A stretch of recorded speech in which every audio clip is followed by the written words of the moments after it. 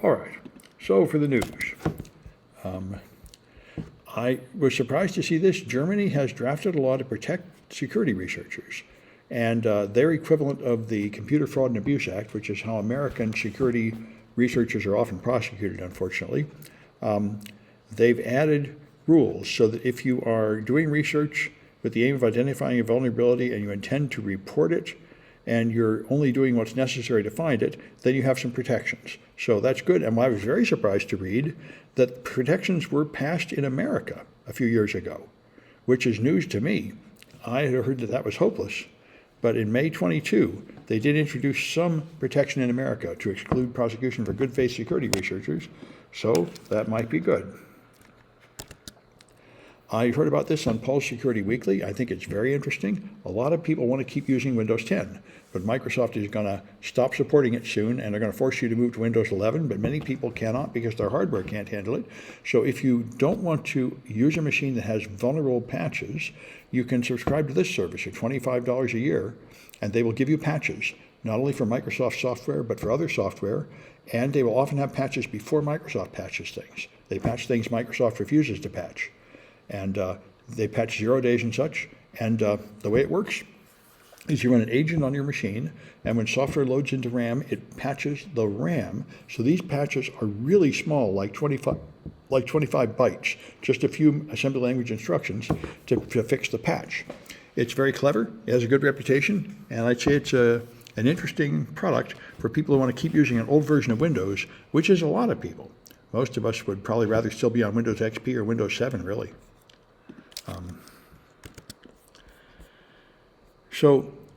Here's something to know about. It's been going around for a long time. This is one of the bigger cases. Hackers hack into web pages and they add JavaScript to the web page, which steals your credit card numbers and other things off it. So this company called Select Blinds, the window blinds, 200,000 customers were hacked. It's been going on for, it sounds like, since January, so more than half a year. And they've been stealing usernames and passwords and I think credit card numbers, shipping addresses, phone numbers, and all that jazz. So this is a thing to be aware of. Whenever you go to a website, if it has been compromised, they can steal all that stuff. Of course, they can just steal it from the server if they're hacking the server too. Another thing to be aware of is your browser extensions can all steal that information. And there was another malicious one recently I heard, also on Steve Gibson's podcast, saying there's an extension to get rid of Google Shorts, I think, short videos competing with TikTok. And that extension was bought by a malicious actor, and now it's stealing all your data and sending it to a third party. I guess any browser extension, or at least a lot of them, have the permission to steal all the data from any of your tabs. So here's something not too surprising, but we've known for a while and apparently not fixed yet.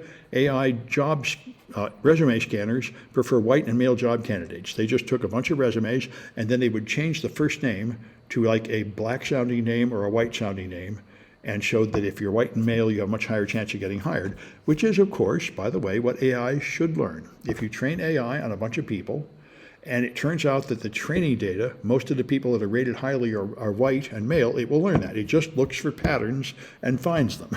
So it's not too surprising. It will reproduce whatever patterns there are in the data, even if they are patterns you really don't want it to learn, unless you go to some effort to remove those patterns. I was just giving a lecture about this earlier today, how you have to clean up your data before training AI so it doesn't have false patterns for it to learn. So Microsoft Copilot Vision is an AI tool from Microsoft, and they have now given it the ability to see the pages you're looking at online. So this is a select group of people trying an experiment, but they're going to let it see everything on your system, and then supposedly it can help you. This seems to me, like I mentioned before, this is related, I think, to Microsoft Recall, which would monitor everything you do and save it where AI can find it, or the Apple Intelligence coming on your phone. There are several companies trying to do the same thing. They make some kind of assistant that will do things for you. And one thing they've talked about, I think OpenAI has this too now, where it can control your browser. And the point is, they would like to have an assistant where you can just say, please make restaurant reservations for me, book a trip, get me a hotel and a plane, and it will just go to websites and log in for you and make the purchases and everything without you having to remember how to do any of that. That's the idea. So this is interesting. When a volcano erupted, something human race has always looked for is some warning, and they found some warning. 15 minutes before this gigantic volcanic eruption, there was a particular wave that went through the crust of the Earth that they could pick up. Funny name for this wave. Yes, a Rayleigh wave. They found a Rayleigh wave, which is not normal. So they're going to keep watching out for those. They may be able to make some kind of system that can predict these things 15 minutes in advance. And apparently that is enough time to make a huge difference. People can run to their bomb shelter or something. So Google made an AI to spot security flaws. And they claim that it worked pretty well, although they say a normal fuzzer could probably have found this flaw too. But anyway, they've been trying to make an AI flaw, and I was just discussing this on Paul's Security Weekly. I think this is probably a good idea. Now, existing source code scanners will just look for specific lines of code that they recognize as bad practices, but an AI scanner could, in principle, recognize variants on that. So this could work out. This could make source code scanners more powerful once they get it working. This is an early prototype, not yet for sale or anything. Japan has made wooden satellites, and they're off in space. Wood seems like a strange substance to use to go to space, but they wanted to prove they can do it, so they made a CubeSat. These are the common 10-centimeter CubeSats, about the size of a Rubik's Cube. These are the standard things people do for small satellites, because you can send hundreds or thousands of them up on one rocket. So you can send one up for just a few $1,000. So high school students are sending them up, and everybody else. And they're going to measure how well the wood handles the pressures of space travel, and see if wood is a good substance to make satellites out of. I'm not sure what the benefit is. Aside from the obvious benefit of being more environmentally friendly when it burns up on re-entry, it's not incredibly clear what the point is. But anyway, it is if you have that question, you will get some kind of answer for this. So black holes can only feed so fast. When material falls into a black hole, it swirls around an accretion disk, and it gets really hot until it starts glowing with a lot of light, including X-rays, and that light pushes the material away. So there is a maximum rate of material that can actually get into the black hole, but they've found one feeding at 40 times that limit. And so they have not yet understood how that is possible. So that's interesting, if you're interested in astronomy. I started out in astronomy and modeling stellar interiors and stuff, so I'm interested in this stuff. So Tucker Carlson recently said that the demons attacked him in his sleep and scratched him up, and that made him believe in God and read the Bible more. And now he says demons invented nukes. No one's ever explained how a human could ever invented nukes. There's no known person that did it. It must be demons that did it. Just sort of showing what a complete idiot he is. He is not aware that there's a well-documented history of the scientific progress over decades as people gradually figured out how nukes worked. But, anyway, I guess he's going to be a big shot. He's very close to Trump. He was at all the rallies, and Trump will be the new president. So Tucker Carlson will probably rise again to enormous influence, having the ear of the president. He did not watch Oppenheimer. Yes, if he had watched Oppenheimer, he might have gotten over this idea that demons invented nukes. But knowing him, he probably would have just found reinforcement for that idea. I saw some of Oppenheimer on an airplane. It seemed to me like it really didn't go into much how they invented the nukes. It was more about how he was punished for being suspicious and suspiciously not sufficiently patriotic,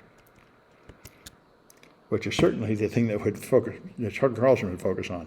So there's a huge problem with these weight loss drugs. Everybody wants them, and there isn't manufacturing enough. Wegovy and these other ones. So people have compounding pharmacies where they mix together stuff to make imitations of these drugs. And one of the compounding pharmacies has been found mixing the products and not sterilizing them. And since you're supposed to inject this stuff, everything has to be done under sterile conditions. So they've been shut down for that. And people are getting worried about these compounded weight loss drugs. Apparently it's a big problem. If you use one of these weight loss drugs, it's very hard to keep getting enough of it to stay supplied because everybody is consuming it, like all the actors in Hollywood trying to lose weight to look pretty. They're just to such a demand. It's been going on for years, though. You would think by now they would have been able to make more factories and manufacture more of this stuff, but somehow there's still not enough. Weight loss drugs are often fake or ineffective. Well, I think these compounded ones are. Now, the thing about the GLP-1 agonists, they call it, semaglutide and a few others, is they really work. You inject them once a week, and you really do lose a lot of weight. That's why they're all the rage, so much that there's such huge demand for them. I just don't understand why they don't manufacture enough. Anyway, so Japan is making air taxis. You can fly. This is something we've heard about for years. One thing we're going to make is a flying car like the Jetsons, and that turned out to be really impractical because you'd probably have to have a pilot's license. But an air taxi might be reasonable. The person driving it could be like qualified, and Japan has it, a vertical takeoff and landing electric vehicle. So that may be an air taxi. I was just talking to a student last night, and she told me she takes the automated cars in San Francisco. They're cheaper than Lyft and Uber is, what are those things? Waymo. I got to get the app. Apparently you can take a Waymo. And she said it's like more peaceful and relaxing. There's no driver. You can pick the radio station or pick the music. Yeah, you can. It sounds like it'd be pretty nice and cheaper apparently. Yeah. So I got to try it. And so I guess this would be the same kind of thing if they get it going. Anyway, let me stop the news.